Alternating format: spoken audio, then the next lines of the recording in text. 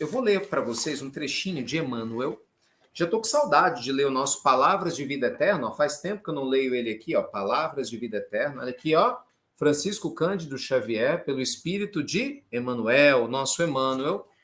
E nós vamos ler, o capítulo é o 25, Ouvirás de certo. Tá? Capítulo 25, Ouvirás de certo. Então, antes, ouvirás de certo.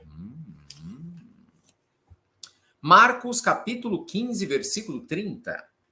Se te encontras realmente empenhado na execução do bem, ouvirás de certo as provocações do mal em todos os instantes do testemunho. Se em verdade vives à procura do Cristo, por que choras sobre o fardo das provações? De que te serve a fé para o caminho de tanta dor? Se és médium com tarefa de caridade, onde estão os espíritos protetores que não te aliviam as amarguras? Você vê, Emmanuel está dizendo o seguinte, quando você faz o bem, quando você é uma pessoa, né, que está se esforçando para fazer o bem, você vai ouvir um monte de tentações na tua cabeça para tentar fazer você desistir. Aí ele está trazendo as tentações mais comuns. Entendeu a ideia? Eu vou começar de novo. Ó, se em verdade vives à procura do Cristo, que chora sob o fardo das provocações? Então, às vezes você está lá, não, mas eu estou estudando, eu faço o evangelho e tal, aí vem na tua cabeça, se você está estudando tanto o evangelho, por que você ainda chora perante esses problemas? Tipo assim, você não é de nada. Você é um fake, fica vendo evangelho aí, essas coisas todas. Tá vendo? Você não dá conta de nada. Vai na cabeça da gente, né? Outra, de que te serve a fé para o caminho de tanta dor? Entendeu? Aí tem pessoas que falam, não vou dar conta. Aí um amigo fala, não, vamos rezar, tenha fé em Deus. Aí vem na tua cabeça, não vai adiantar nada mesmo. O que te serve essa fé? Eu tô aqui internado, tomando agulhada de todo lado. De que serve essa fé? Estou aqui abandonado, não tem ninguém que me ame, que me quer. De que serve essa fé? Estou aqui com a conta de água, de luz atrasada. De que serve essa fé? Estou aqui no meio dessa situação hostil. Então, a própria cabeça da gente entra em sintonia com vibrações que vão fazer a gente desanimar se a gente não prestar atenção. Quem nunca passou por isso? Quem nunca passou por isso?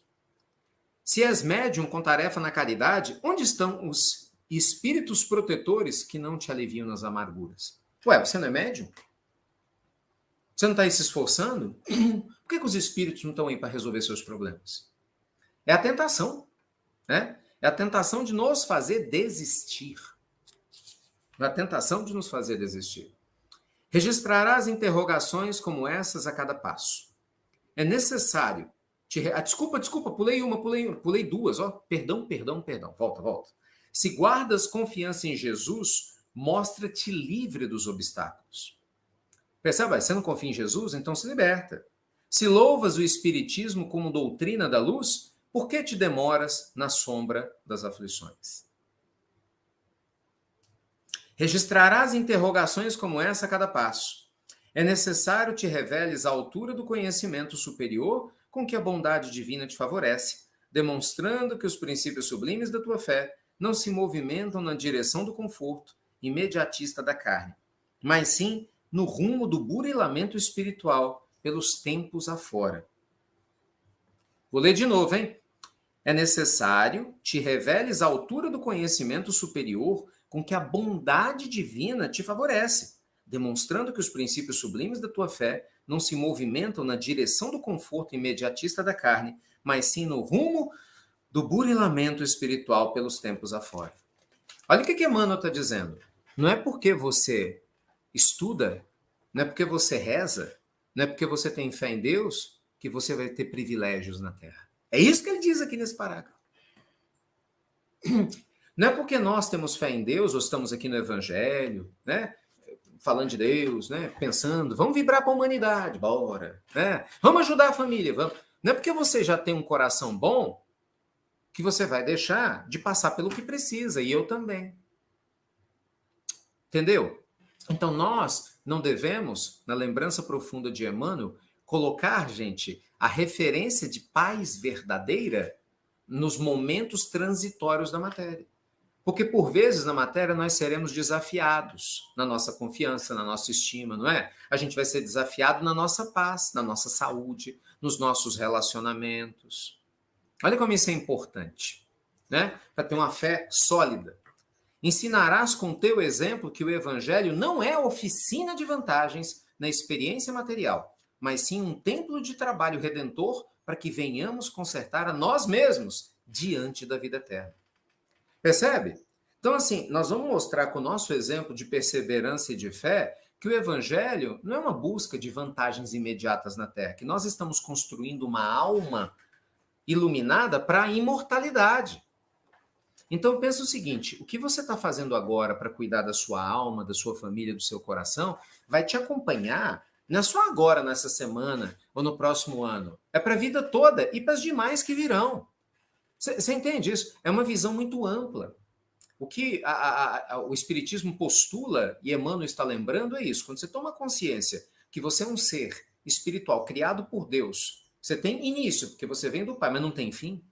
Quando nós entendemos que nós estamos caminhando para uma eternidade que nos aguarda de trabalho, que é a nossa evolução, o nosso despertar espiritual de agora vai nos favorecer no médio e longo prazo, então a gente começa a ver os desafios ao nosso redor com um novo olhar, entendeu? A gente sai daquela posição de fraqueza, você sai daquela vibe de, oh meu Deus, e agora? Por que comigo eu não vou dar conta? E você entra na vibe, estou criando uma obra-prima na minha alma. Estou trabalhando em cada dia, em cada momento, o burilar de emoções, sentimentos, pensamentos e comportamentos que eu não tenho ainda, mas eu vou ter, que vão me acompanhar agora, mas vão me acompanhar para a vida eterna. Então a gente aprende a ver o evangelho como um alimento, gente, como um incentivo para trabalhar a vida eterna. A partir de agora. Então veja, a ideia não é você, eu vou ser feliz amanhã. Não, eu quero ser feliz hoje, na medida do que eu posso. A ideia não é, amanhã eu não vou ter problema. Não, eu quero aliviar a minha dor hoje, mas eu entendo que é um processo. Percebe a diferença que Emmanuel está dizendo? É necessário eu e você termos a consciência que é um processo. Porque na hora que a gente esquece que são processos, que isso demanda tempo, demora, entendeu? Não adianta dizer que não demora, demora, sim senhor e sim senhora. A gente fica imediatista, é onde a fé vai embora. E com a fé indo embora, você fica depressivo, fica tristonho, tenta suicídio, num caso extremo. Alguns pior, conseguem. Outros não conseguem, ficam machucados aqui na Terra. Tem gente que vai lá e tenta de novo. E você vai analisar a Gênese, a origem base, é uma pessoa que não conseguiu se adaptar à sua vida na Terra. Por quê? Pela hostilidade que ela experimenta com relação à vida que ela tem. Ela não conseguiu encontrar uma fonte de conexão. Porque aquele que passa pela dor, pelo problema, mas graças a Deus consegue se conectar com um sentido, com um propósito, apesar de tudo. Porque a vida é desafiadora para todos nós, e cada um uns mais, outros menos, que depende do que a gente precisa vivenciar, mas a gente não desiste, entendeu? A gente busca o alimento para a alma. E isso muda tudo. Eita, meus amigos, profundo esse estudo de Emmanuel, gente, profundo. Muito profundo, né? Palavras de vida eterna, capítulo 25, ouvirás de certo. Tem mais, mas como eu prometi que eu ia fazer um trechinho só para a gente abrir, né, nossos estudos aqui, eu vou deixar aberto para a gente agora conversar sobre o que vocês quiserem. Mandem as perguntas que quiserem, tá? Eu não vou falar só de um assunto, eu vou procurar mudar os assuntos para a gente ter a chance de estudar coisas diferentes e todo mundo ter a chance de participar. Tá certo? Eu vou selecionando aqui aquelas que chegarem primeiro. Ricardo, você poderia falar sobre os encontros de alma? Tipo, as pessoas, amigos, amores que entram na nossa vida para ensinar a caminhar na luz e que sempre agregam coisas boas? Claro. Pergunta da Larissa Cardoso. Obrigado, Larissa. Minha querida, o que a gente aprende, né? Nós estamos na vida atraindo e repelindo. Sabe os ímãs, que você tem o polo positivo e o polo negativo? Não estou falando de ser positivo ou negativo no sentido de coisas boas ou ruins. Não, no sentido de atração. Então a gente aprende, veja bem, no magnetismo que os opostos se atraem. Na vida, pode até se atrair, mas não fica junto. Quem é que fica junto? Semelhantes. Então, nas relações humanas, a lei da física não se aplica. Nas relações humanas, você até pode ser atraído por alguém contrário a você, porque existe uma finalidade de aprendizagem entre as duas almas. Mas para permanecer em conjunto, só pelas afinidades. Assim, você não fica convivendo cheio de felicidade, alegria, bondade, liga com quem você não gosta. Então, e vice-versa, né? Então, existe um núcleo aí de troca de afinidade. Então, nesse sentido, essas pessoas que entram no nosso caminho especificamente para nos beneficiar, que foi a pergunta da Larissa, foi pessoas boas que entram para nos beneficiar. Isso é um processo que vai acontecer sempre, sempre aconteceu. Porque a gente não só atrai pessoas, né, para a gente resgatar. Nós atraímos pessoas que vão nos fortalecer do mesmo jeito que nós também vamos ser alimento, né, para essas pessoas, com o nosso carinho, com a nossa fala, com o nosso afeto. É uma troca, gente. Pensa o seguinte, tudo é uma troca. E você sabe o que eu acho mais lindo nessa história toda de afeto? É que o afeto não conhece distância física. Não é, gente? O afeto não conhece distância física. Olha que interessante o nosso caso aqui.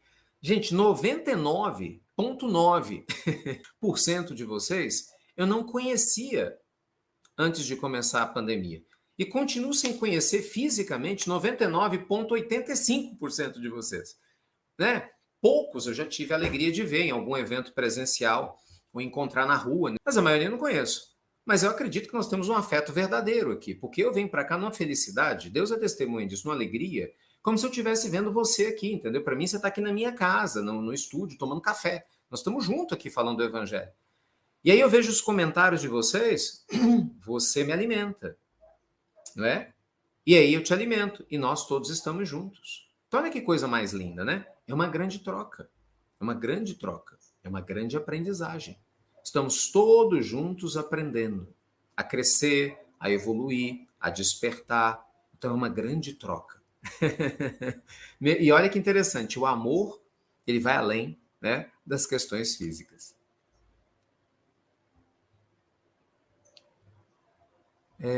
Luciene, bom dia. Tenho um filho de 2 anos. Quando dormimos, a gente se encontra no plano espiritual para fortalecer compromissos. Ele é criança ou adulto?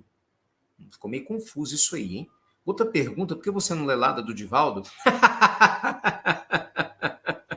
Ai, vamos lá. Deixa eu ir de trás para frente, então, Luciene. Refaz a primeira pergunta, que ela ficou meio confusa aqui.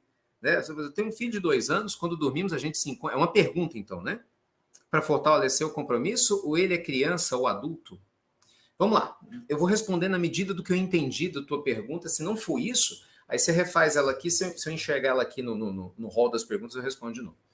Gente, o espírito, ele tem histórico, tá? Então, o fato de você ter uma criança de 2 anos é o corpo dessa existência que tem 2 anos. O espírito não tem 2 anos, nenhum espírito tem 2 anos para estar aqui na Terra, né? Para começar a reencarnar na Terra, segundo André Luiz, a gente tem pelo menos 1,5 bilhão de anos. Pelo menos 1,5 bilhão de anos. Então, é claro que durante o sono, a gente se encontra com afinidades espirituais. Você pode se encontrar com o filho, com o pai, com a mãe, com o sobrinho, com o amigo, da vida passada e também dessa. A gente pode fortalecer os laços, os compromissos ou não. Por exemplo, na hora que a gente está dormindo, os interesses podem ser diferentes. Percebe? Eu posso ter um interesse enquanto eu estou dormindo, minha esposa pode ter outro, cada um dos meus filhos pode ter outro. E o espírito vai para onde a afinidade dele busca. E, eventualmente, a gente pode estar junto também no mundo espiritual. Então, assim, há uma série de possibilidades que se estabelecem, tá? Mas uma coisa é certa, se você é mãe e você tem um filhinho, você já tem aí um vínculo profundo e gigante para ser nutrido todo dia, todo instante, né? E a segunda pergunta, por que eu não leio nada do Divaldo? Não, porque vamos por partes, né? Primeiro porque o Divaldo não escreve, o Divaldo psicografa. Tem vários livros aqui, romances do Divaldo. Mas, gente, não é nada contra ou a favor. Vocês têm noção de quanta gente tem no mundo para a gente poder estudar? Do volume de livros que a gente tem para poder estudar? Lembre-se o seguinte, nós não estamos numa casa espírita aqui. Se a gente fosse uma casa espírita, estivéssemos estudando única e exclusivamente o espiritismo, eu só estudaria livros espíritos e com absoluta certeza faríamos estudos profundos também das obras de Joana de Ângeles, de Manuel Filomeno de Miranda, que eu gosto muito, né, que são alguns dos espíritos maravilhosos, né, que trabalham junto com o nosso Divaldo, né, que dispensa comentários, fez aniversário inclusive agora, né, graças a Deus, juntinho com a gente. Mas a gente tem muita coisa para você fazer. Então, amiga, são muitos livros, eu estava explicando aqui, para a gente poder estudar. Seguindo.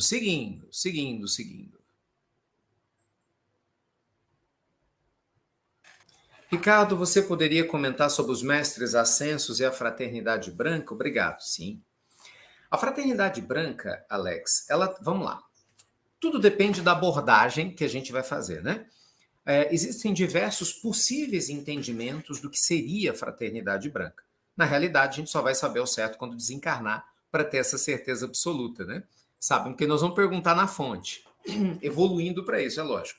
Mas o que a gente sabe é que a primeira presença da ideia da fraternidade branca foi amplamente divulgada pela Helena Blavatsky, no finalzinho do século XIX, né, quando ela cria a teosofia, e naturalmente junto, né, com essa comunidade teosófica, traz-se a comunicação, porque ela foi uma grande médium, né, além de uma excelente escritora, de espíritos ascensos, né, que teoricamente fariam parte da organização do nosso sistema solar.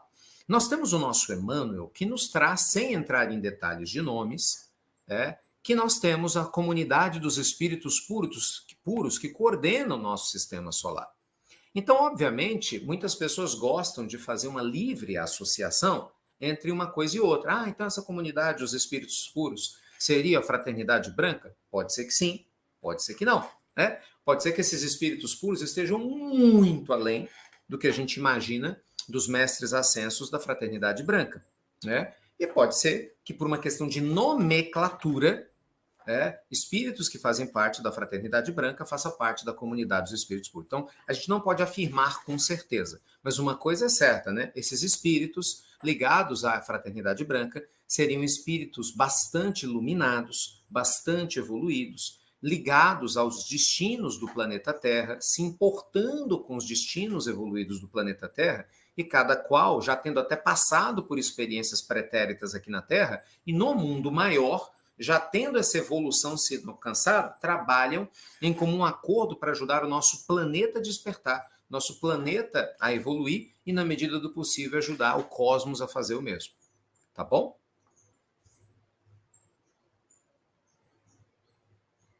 Essa pergunta é ótima. Olha, pergunta da Priscila.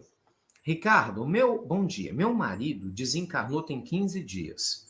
Todos os desencarnados, quando fazem a passagem, eles chegam no plano espiritual dormindo? Se sim, ficam dormindo em tratamento por quanto tempo? Priscila, antes de mais nada, todo o meu carinho, viu? Todo o nosso conforto para o coração, porque a gente sempre tem que lembrar disso, né? O fato da gente estudar as leis divinas, da gente trabalhar o evangelho, de forma alguma tira da gente a saudade, o afeto, o amor, que é natural por aqueles que a gente ama tanto. Então, Jesus com certeza está abençoando o seu coraçãozinho e da sua família, e fico feliz de você estar junto conosco aqui nessa jornada, e tenho certeza que as suas preces estão chegando sem dúvida nenhuma para o seu esposo também, tá bom? Mas vamos lá, a resposta. Gente, não existe uma regra pronta. Cada um de nós trabalha o que vai acontecer após o desencarne na encarnação. Porque tudo depende da nossa evolução espiritual, depende das nossas vibrações, depende do nosso mérito. Entende? É uma equação muito complexa e ao mesmo tempo simples. Olha que coisa curiosa. Por que é complexa? Porque cada ser aqui na Terra tem uma vida que lhe é própria. Então não tem como a gente afirmar, não, a desencarnação vai ser assim X, porque para o fulano foi. Não. Eu vou sugerir, a gente está estudando na nossa reunião mediúnica, com o nosso grupo aqui, o Céu e o Inferno, que eu já estudei com vocês, né, relatos de desencarnações. Eu gosto muito desse assunto, vocês já viram? Gosto demais, porque eu acho muito didático, a maioria das pessoas precisa saber que a morte não existe, como a gente imagina, só que a maioria não sabe, mesmo espírita, tem muita dúvida quanto a isso. Mesmo a gente tem 20, 30 anos de espiritismo, nem dúvida. Então, adoro estudar relatos de recém-desencarnados. Tem na Revista Espírita todos os números, né, fica aqui a indicação para vocês, e em especial no livro Céu e Inferno, na segunda parte. E aí a gente vai ver pelo livro Céu e Inferno, uma obra magnífica que Allan Kardec trouxe, que a velocidade ou o tempo que demora para um espírito se comunicar, por exemplo, quando ele consegue, ou o tempo que ele demora dormindo, é muito relativo. Nós temos notícias, meus amigos, de espíritos que desencarnaram fisicamente e 2, 3 horas depois já estavam se comunicando com Chico Xavier. Jerônimo Mendonça foi um caso assim, né? O famoso gigante deitado. Não sei se vocês conhecem a história de Jerônimo, né? Teve uma época que eu contei muitas histórias do Jerônimo, histórias fantásticas. Ele era tão desprendido da matéria que quando ele desencarna, o espírito dele estava tão mais no mundo espiritual que no físico, ele estava tão, sabe, sem influência já da matéria, que ele consegue naturalmente se conduzir para o mundo espiritual e se comunica com Chico. Nós temos no livro Céu e Inferno relatos de espíritos assim. Poucas horas e dias depois. Me falha a memória, tá? Se alguém conhece aqui, me falhar, pode ficar à vontade de me corrigir, mas me falha a memória a mensagem do senhor Jobert, que trabalhou junto a Kardec, né, na primeira instituição espírita da história, lá em Paris. Ele desencarna, ele pede para ser convidado a se comunicar, e obviamente se ele o consegue é porque havia condições para tal, e tinha pouco tempo. Agora, tem espíritos que vão dormir durante muitos meses e até anos. Então, assim, cada caso é um caso. Só a título de curiosidade, tá bom? Porque cada caso é um caso. Esses espíritos de pessoas famosas, quando desencarnam normalmente, que geram uma comoção muito grande, né, muito grande, principalmente, né, se são pessoas, né, que são pessoas boas, né, já têm um coração bacana, pode ter certeza que a tendência é que eles durmam durante um bom tempo, até o clamor popular diminuir, para que ele tenha condição de despertar no mundo espiritual e fugir da perturbação. Nós conhecemos, por exemplo, o caso da história do Ayrton Senna, né? O Chico fala do próprio Chico Xavier. Quando Ayrton Senna desencarnou, ele ficou dormindo durante um bom tempo no mundo espiritual. Não só para a recuperação do perispírito, mas assim para a recuperação dele, para diminuir o nível de comoção popular que se instalou no Brasil e no mundo por causa da morte do Senna. Quer dizer, certamente ele não teria estrutura, né, nenhuma para poder dar conta daquilo. Então, cada caso é um caso. Então, não tem como a gente, entende? Afirmar o que está acontecendo. Mas, o que eu acho que é o mais importante, eu acredito que seja o cerne, né, da sua pergunta em relação ao seu marido recém-desencarnado, é: ore por ele, tenha fé em Deus, que a sua oração está chegando até ele, tenha certeza exata que ele está recebendo todo o auxílio que ele precisa, e se ele vai dormir mais um pouquinho, se ele não vai dormir, o importante é que você esteja bem, sabe, confiando em Deus nesse sentido. Eu conheço um caso recente de uma senhora que ela desencarnou em um acidente de automóvel, né? Uma pessoa, eu não tive o privilégio de conhecê-la, né? Mas sei que era uma senhora muito boa. Eu tive a honra de conhecer o filho dessa senhora, que se tornou um grande amigo nosso. Ele, a esposa, os meninos, né? Hoje são pessoas muito próximas, né? Pessoas maravilhosas. E veja, você está vendo? Uma situação de dor trazendo amor. Ele vem em busca, por causa da dor, saber orientações sobre a mãe. E aí o amigo espiritual, graças a Deus, né, conseguiu trazer um nível de informação que ele precisava. E eu vi essa senhora. Vi claramente essa senhora sendo levada, colocada na cama, dormindo durante um bom tempo. E recentemente eu nem lembrava de nada. A gente nem sabia de nada.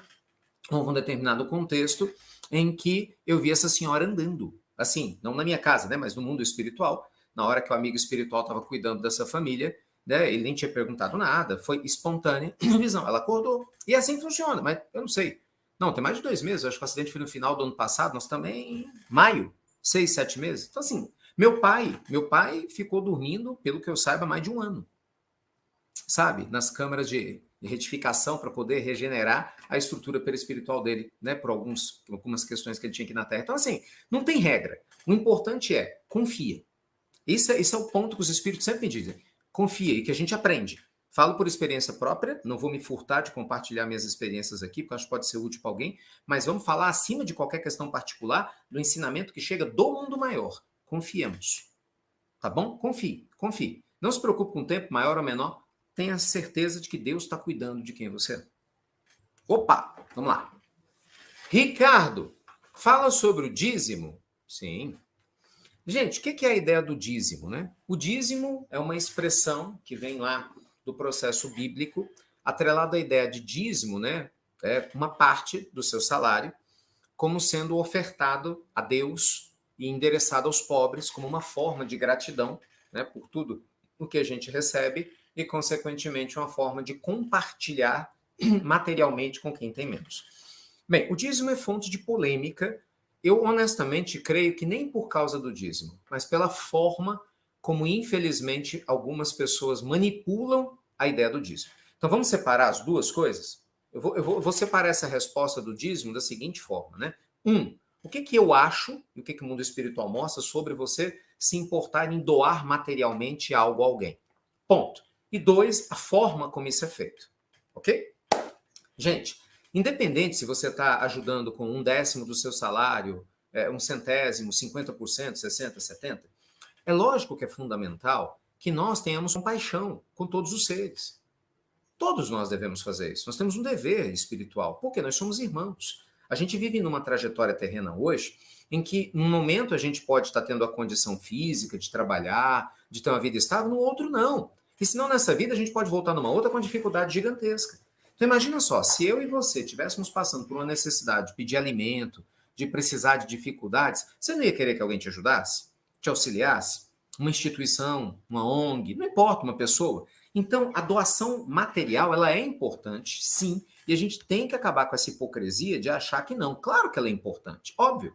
E assim, eu fico muito à vontade para fazer, e você sabe do nosso trabalho do Instituto Namastê, que parte é para isso. Com muita alegria. Por quê? Porque você não paga a conta de água e de luz com oração, você paga com dinheiro. Não vamos ser hipócrita. Se você for no supermercado agora e falar, olha, dono do supermercado, eu tenho muita fé, eu vou rezar para sua mãe, eu vou rezar para seu pai, para seu filho. Posso levar 5 quilos de açúcar para fazer uma compra? Ele vai falar, infelizmente não, porque tem um monte de gente que quer rezar para mim também. Entende? Você vai pagar com dinheiro, não tem jeito. Então, é claro que a questão material ela é importante. Isso é fato. Agora, ninguém pode obrigar ninguém a como fazer isso. E aí é que entra o processo perigoso, né? De algumas religiões, não é nem religião, o problema é o religioso, sempre, não é religião, é religioso. De algumas pessoas que usam da manipulação espiritual para forçar o outro a doar. E muitas vezes o dinheiro que chega vai para o bolso da pessoa e não vai para a instituição ou para quem está necessitado. E esse é o problema. Quantos líderes que nós sabemos de diversas religiões a partir do mundo, de diversas igrejas, que embolsam o dinheiro para si? Ah, não, mas faz a caridade. Realmente faz, 50%. Pô, mas peraí. Mas então diga, olha, estou pedindo, parte vai para o meu bolso. Não, as pessoas não falam isso. Se é um processo real, a ponto de você manipular alguém, olha, não, porque se você pagar o dízimo, você vai para o céu. Não, porque se você pagar, Deus vai te recompensar, vai trazer um emprego para você. Gente, não é assim que funciona. A gente sabe que não é assim que funciona. Você não está comprando. Você não está mais na Idade Média em que você comprava pedacinho no céu. Não é? Na Idade Média, a reforma protestante aconteceu por causa disso, né? Martinho Lutero se revolta e coloca lá o seu processo da reforma, indo contra a igreja vigente, exatamente que se vendia indulgência. Então era isso, quem tinha dinheiro podia, era perdoado, comprava perdão, era uma forma de dízimo. Então a gente tem que tomar muito cuidado com isso. Então, resumo da história. Doe do seu coração. Eu acho fundamental quem pode fazê-lo. Né? Não tenho dúvida que se você oferece, volta dobrado, triplicado. Mas é claro que você tem que analisar o que é saudável para você, se você pode ou como pode. E se eventualmente você não tem dinheiro para doar, doe seu tempo, né? Ajudando alguém, auxiliando alguém, seu conhecimento. A gente sempre pode doar alguma coisa, meus amigos. Todos nós podemos doar, nem que seja uma oração, né? Nem que seja uma prece, a gente pode doar. Mas tem que ser de coração, e não por manipulação. E ai daquele que manipula os outros, fazendo da dor do outro motivo da sua manipulação para ganhar dinheiro, para se favorecer sexualmente, para se favorecer de diversas formas, como a gente vê essas histórias tristes, né, em diversas religiões. Ricardo, minha esposa está passando o primeiro dia das mães após o desencarne da mãe dela. Está muito abalada. Como posso auxiliar? Estando ao lado dela, Léo. A melhor forma de você auxiliar a sua esposa é sendo um marido bom. Não tem outra forma. Meu amigo querido, você não tem como sentir a dor por ela. Você não tem como tirar a saudade do coração dela, mas estando ao lado dela como um ótimo marido, só por se importar que mostra que você é, já vai fazer uma diferença grande, meu amigo. Sabe por quê, gente? As nossas dores, nós precisamos vivenciá-las. E o luto, ainda mais quando se fala de uma mãe, né, que desencarna, é um processo natural que todos nós passamos, né? Mas como a sua pergunta é como ajudar, eu acho que esse é um ponto central. A gente precisa entender, gente, dar o direito às pessoas de se sentirem com saudade. Porque às vezes a gente não dá esse direito. Estou dizendo que é seu caso não, viu, Léo? Eu estou expandindo aqui a reflexão. Às vezes a gente não dá o direito da pessoa dela sentir falta. As pessoas precisam aprender a sentir sem medo. O que a gente precisa é estar ao lado delas para que essa dor, que é natural, ela não vire sofrimento. Aí sim, porque o sofrimento é ruim, né? O sofrimento, gente, é a dor que adoeceu. É a dor que vira revolta. E aí, quando a gente tem alguém que nos ama, que está ali do nosso lado, que enxuga as nossas lágrimas e chora um pouquinho com a gente quando precisar, faz a gente rir, sabe? Reza conosco, manda luz. Isso vai ajudando a confortar e a trabalhar o luto no nosso coração. Então, você tenha certeza, se você tem alguém que você ama muito, independente de ser esposa, pode ser o marido, às vezes, nessa situação, né?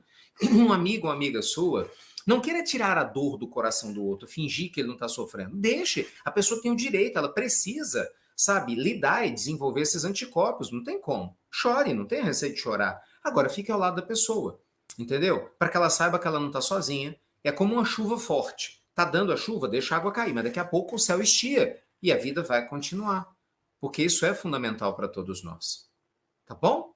Fala assim, Ricardo, fala sobre a Eucaristia, que é um dos sacramentos católicos, né, muito importantes. O que a Eucaristia é? Um hábito saudável para quem acredita nele. É importante? É, se você acredita nele e te faz bem. Vai fazer falta? Não, para aquele que não acredita nele, mas está muito bem em outro caminho. Vai fazer falta? Sim, se você acredita que deveria fazer parte e não faz. Gente, os símbolos existem na Terra porque os símbolos nos ajudam a criar uma forte conexão de fé com o agente principal do símbolo. O símbolo é uma espécie de ponte. Quando a gente vai estudar a estrutura dos símbolos, e até dos mitos, não só os símbolos, né, mas os mitos, nós vamos entender que a linguagem mitológica, mítica e simbólica, ela enriquece a vida do ser humano e nos ajuda a criar pontes de conexão com significados, com sentidos. Então, a doutrina católica, né, a religião católica, que hoje é a maior religião do mundo, se a gente for pensar o catolicismo de maneira global, né? O apostólico romano não, mas o catolicismo, pegando todas as igrejas, né? Que nós temos vários tipos de catolicismo que se espalharam ao redor do mundo, a igreja ortodoxa, aí você tem várias, a igreja ortodoxa, a russa, a armena, a grega e assim por diante. O catolicismo ainda é maior do que a religião muçulmana, são mais de 2 bilhões de representantes. Cada qual segue uma estrutura básica. Então, eles têm pontos comuns, mas a base teológica é a mesma, apenas a Bíblia, o Novo Testamento, acaba sendo o mesmo.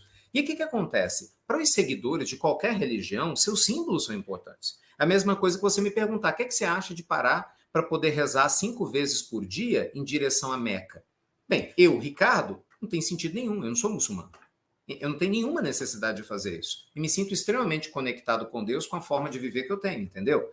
Mas se eu sou muçulmano, é muito importante que eu procure o sentido de Meca, e se eu puder ir, né, uma vez na vida Meca, Medina, que são as cidades sagradas para os muçulmanos, que eu vá. Entende a ideia? São símbolos. Então, assim, o símbolo, ele merece respeito.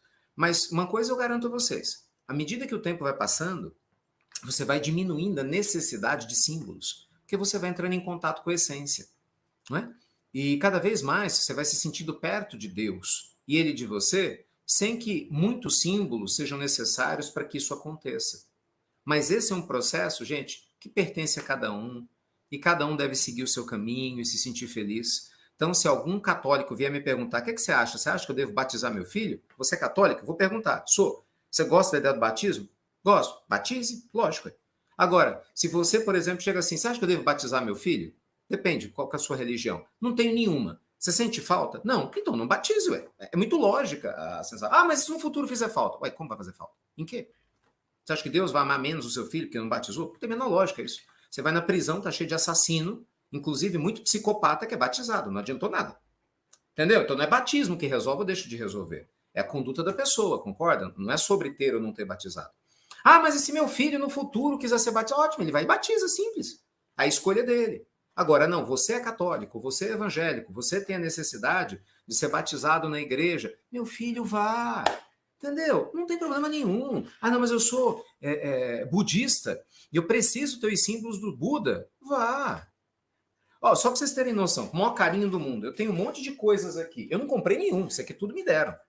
A Dica é coordenadora da nossa Falange do Bem, o pessoal vai lá, me deram. Mas assim, eu ir lá comprar, vocês não vão me ver fazer isso. Com todo respeito e carinho, porque eu não preciso comprar para me conectar com Jesus. Entende? Mas eu acho lindo olhar e ver que ele está aqui, ó. Aqui, ó, imagem de Francisco de Assis. Uma amiga me deu, eu acho maravilhosa. Eu amo Francisco de Assis, eu fui à cidade de Assis. Mas eu vou comprar uma imagem de Francisco de Assis? Não, não vou comprar. Não, não faz parte do meu perfil. Mas eu respeito profundamente, a ponto de trazer a público e deixar aqui. Ainda dou um beijo. É o respeito ao carinho de quem me deu. Olha aqui, ó. A imagem do Buda. Gente, o que tem de Buda aqui do meu... Vocês não fazem ideia, a gente ri, né? Uma pessoa que chegar na minha casa e falar, esse cara é budista. Eu amo o budismo, mas eu não sou budista. Aqui, ó. Tem um monte de Buda. O Buda da cara sem vergonha. Uma carinha boa, tá vendo? Entendeu? Mas porque me deram. Então eu respeito. Aí não tem mais como colocar, porque aí tem mais jeito, né? Mas o que eu quero dizer para vocês é isso. Símbolo aqui, ó. Aí isso aqui não tem nada a ver com religião. Ó, são enfeites de uma mulher meditando. Eu achei lindo. Olha que legal. É simbólico. O que é que isso aqui simboliza? Uma mulher que medita, centrada. Mas é um símbolo. Vocês estão entendendo a ideia? Então, assim, uma coisa é você gostar de fazer bem, outra coisa é você ter dependência.